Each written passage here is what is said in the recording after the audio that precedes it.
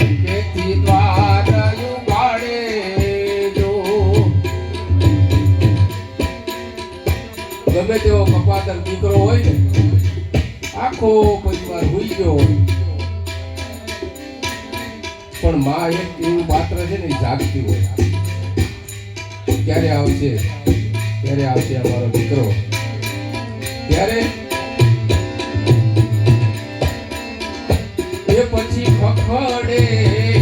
કેલીને માં